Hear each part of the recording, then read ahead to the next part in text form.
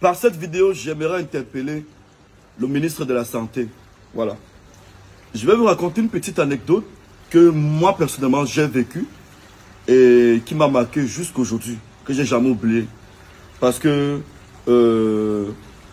j'ai failli me retrouver en prison à cause de cette histoire que je vais vous raconter. J'aimerais interpeller le ministre de la Santé sur la formation de nos médecins. Nos médecins qui ont prêté serment pour servir la nation et tout. Monsieur le ministre, est-ce que vous savez que pour 10 000, les médecins dans les quartiers délivrent des faux certificats? Est-ce que vous savez qu'il suffit que vous payez, que vous donnez de l'argent à un médecin, il trafique les résultats d'un examen? Moi, je vois le cas de M. Bobda qui se balade sur Internet et tout, où après recherche et tout, il savait qu'il a monnaie pour avoir des tests, pour avoir un résultat qu'il arrange, quoi. Moi, j'ai eu une histoire. Mon histoire, c'est quoi? J'étais en boîte il y a de cela 2 ans avec mon feu frère Cabrel Nanjip. Et il y a une jeune fille qui était mon ex qui m'a retrouvé en boîte de nuit et tout. Je lui ai demandé de s'asseoir près de moi parce qu'elle n'avait plus d'espace où elle pouvait s'asseoir. Parce que on s'était séparés, mais on se disait toujours bonjour, bonsoir et tout. Alors, au cours de la soirée, cette fille m'a interpellé. Elle m'a dit qu'elle voulait qu'on cause. Je l'ai ramenée dans ma voiture. Arrivée dans ma voiture, elle s'est mise à pleurer. Elle se tordait dans tous les sens. Comment? Elle m'aime toujours et tout. Elle n'arrive pas à m'oublier. Même le mec avec qui, je vais dire le mec là travaille au cabaret qu'on appelle. Il y a un cabaret à Této là. Oh là là là là là. Le nom va me revenir là, je vais vous dire. Alors, comment même à son gars, elle a dit qu'elle n'arrive pas à m'oublier, machin. Elle demandait si je l'ai traumatisé. Elle pleurait. Moi aussi par amour, je me suis retrouvé en train de pleurer. Voilà. Vu l'état de la fille, j'avais décidé ce jour de la ramener chez moi. Parce que je me suis dit, si je la laissais, l'état dans lequel elle était, elle pouvait aller prendre quelque chose, elle pouvait boire quelque chose et se donner la mort. J'ai dit non.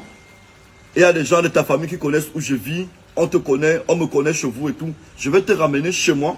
Et quand tu iras mieux le matin, je vais te ramener chez toi. Et je vais aussi vous dire, avant qu'on ne se sépare, on n'avait plus de rapports sexuels ensemble. Parce que j'avais découvert qu'elle menait une vie pas du tout catholique et c'est pourquoi je l'avais quittée. Parce qu'elle avait commencé à mener une vie bizarre. Voilà, je ne vais pas entrer dans les détails et tout. J'avais arrêté d'avoir les rapports avec elle. Alors quand nous sommes arrivés chez moi, je lui ai dit, si tu penses un seul instant que je t'ai ramené chez moi pour coucher avec toi, tu t'es trompé. Alors tu choisis, soit tu dors dans la chambre ou tu dors au salon. Elle a choisi de dormir au salon. Quand je me suis réveillé par la suite, j'ai vu qu'elle était déjà partie. J'ai essayé de l'appeler. C'est son gars qui a décroché le téléphone. Son gars qui est directeur d'un cabaret. Un cabaret populaire là-bas à Dedo. Voilà. Le gars a décroché, il s'est mis à me menacer au téléphone. Je vais te montrer, je vais te montrer. Tu as porté la main sur ma femme. Il dit non, je ne l'ai pas touché. Donc la fille allait raconter tout un tas de bêtises au mec et tout. Alors les gars se sont associés donc pour me nuire. Je reste un jour dans mon bureau. On vient me séquestrer dans mon bureau. On me ramène là-bas à la brigade anti-gang. La brigade des anti-gangs là-bas à... On appelle ça comment? À Bonanjo. On me ramène à Bonanjo, à la brigade des anti-gangs. Je ne savais pas pourquoi on m'amenait.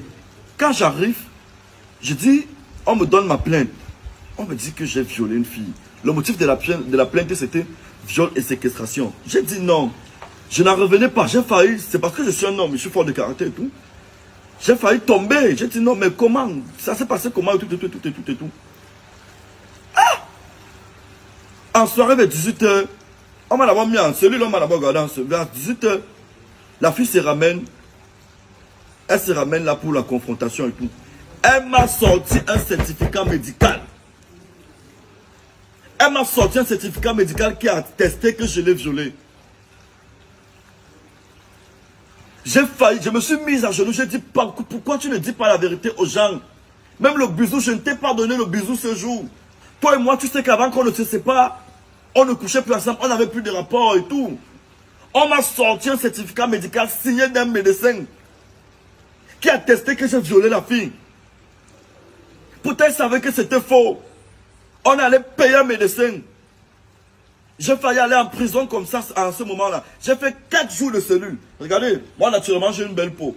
Et vous allez voir ma peau aujourd'hui est tachetée. Les moustiques de la brigade anti-gang là. J'ai fait 4 jours en cellule. J'étais à un pas d'aller en prison. J'ai payé ma tête, j'étais obligé de payer ma tête. On m'a demandé de... on a appelé la fille, elle a supplié. Elle a demandé... Après, elle a dit que je dois la dédommager. On lui a demandé combien, elle a demandé 1 million. 1 million pour quelqu'un qui t'a même pas fait le bisou. Mais un médecin a pris 10 000 quelque part, ou 20 000, ou 50 000, pour signer mon arrêt de mort, pour signer ma mort, sans vérifier. Monsieur le ministre de la Santé, il faut condamner ces actes avec fermeté. Parce qu'on connaît les filles qui nous ramènent tous les jours les faux tests de grossesse, les faux examens. Voilà quelqu'un qui se pavane. Donc on a vu sur la page des humains tous les filles qui ont posté qu'elles prennent des antirétroviraux. Comment est-ce possible qu'on nous dise qu'il n'est pas atteint du VIH? Et pourtant les filles qui ont eu des rapports avec lui, les garçons qu'il a sodomisés, viennent témoigner tous les jours. Monsieur le ministre, ça ne va pas. On a des médecins fantômes, on a des médecins sorciers dans nos quartiers. Est-ce que c'est sérieux? Moi j'ai failli aller en prison à cause de ça. À cause d'un vilain médecin. Et la procédure, on m'a dit non, j'ai vu que j'étais à un pas dans la prison. J'ai payé ma tête, je suis sorti. Parce qu'on m'a dit que non, tu peux faire la contre-expertise du truc, du certificat médical et tout. Mais ça va te prendre 1 semaine, 2 semaines. Pendant les 1 semaine, 2 semaines, on allait d'abord m'envoyer à New Bell. J'allais faire la contre-expertise là, étant en prison. À côté d'un ting-ting, d'un chien vert, d'un cafard quelque part, qui a pris 5 000, 10 000 ou 20 000 pour faire un faux test médical. Mais à cette fille, je t'ai promis, tu vas payer sa chair. Tu vas payer sa chair. Mon argent que tu as mangé là, ça va parler dans ta vie. Et je sais qu'actuellement ta vie ne donne pas. Moi, je suis un enfant de Dieu. C'est vous comme ça les bobs. Vous allez payer sa chair. Tout le mal que vous avez fait aux enfants des gens, vous allez payer sa chair. Vous marchez là. C'est vrai ce qu'on dit, le diable s'habille en Prada. On vous voit, vous êtes belle. Il est tout grand, tout grand. Mais Bob Daya même là, on voit, ils sont grands, de taille, musclés, machin. Pourtant, c'est des démons. C'est des démons qui sont habillés en Gucci. Et vous allez payer sa chair, croyez-moi. Monsieur le ministre, revoyez la formation de vos médecins. Ils doivent prêter serment pour de vrai. Et que ceux qui signent des faux certificats aux gens, qui sont envoyés en prison. Merci.